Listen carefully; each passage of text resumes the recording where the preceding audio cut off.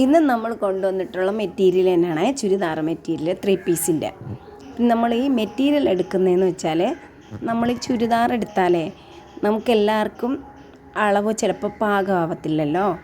നമ്മൾ XL M large എന്ന് പറഞ്ഞിട്ട്, അല്ലെങ്കിൽ നമ്മൾ ക്വാണ്ടിറ്റി കൂടുതൽ എടുക്കുന്നവർക്കാണെങ്കിൽ നമുക്ക് കുറേ എടുത്തിട്ട് അങ്ങനെ ഇതാക്കാം. നമ്മൾ ചെറുതായിട്ട് ഓൺലൈനായിട്ട് ചെയ്യുന്നതല്ലേ, അപ്പോൾ നമ്മൾ ഈ മെറ്റീരിയൽ എടുക്കുന്നതായിരിക്കും കുറച്ചുകൂടി ബെറ്റർ. അതായത് നിങ്ങൾക്ക് എല്ലാവർക്കും ചൂസ് ചെയ്തിട്ട് അവരവരുടെ അളവിന് സ്റ്റിച്ച് ചെയ്തെടുക്കാൻ പറ്റും.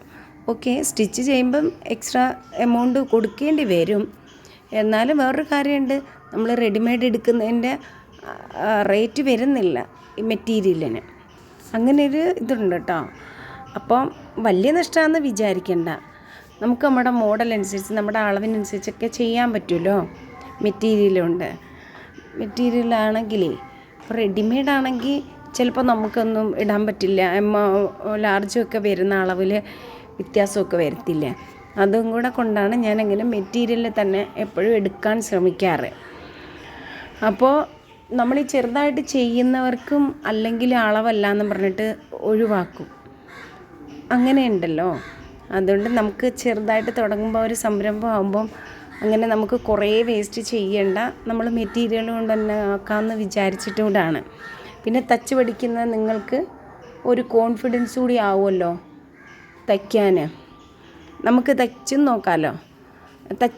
തയ്യൽ കുറച്ചൊക്കെ അറിയുന്നവർക്കും കോൺഫിഡൻസോട് കൂടി വെട്ടി തയ്ച്ച് നമ്മുടെ മോഡൽ അനുസരിച്ച് നമ്മുടെ അളവനുസരിച്ചൊക്കെ നമുക്കിടാം.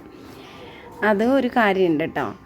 പിന്നെ നമ്മൾ വിചാരിക്കേണ്ട മെറ്റീരിയൽ എടുക്കുന്നത് നഷ്ടമാണെന്നൊന്നും കരുതണ്ട.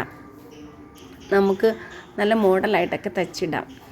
പിന്നെ നമ്മളൊക്കെ ചെറുതായിട്ട് തുടങ്ങുന്ന സംരംഭമല്ലേ, നമ്മൾ ചുരിദാർ ഒക്കെ മേടിച്ച് കഴിഞ്ഞാൽ അളവല്ലാതെ നമുക്ക് മാറ്റി വയ്ക്കുമ്പോഴൊക്കെ കുറേ നഷ്ടങ്ങളൊക്കെ വരും. അപ്പോൾ തുടങ്ങുന്നവരാരാണെങ്കിലും, ഓൺലൈൻ ബിസിനസ് തുടങ്ങുന്നവരാണെങ്കിലും നിങ്ങൾ മെറ്റീരിയൽ എടുക്കുന്നതായിരിക്കും കുറച്ചുകൂടി ബെറ്റർ കേട്ടോ. അതാണ് നമുക്ക് നല്ലത്.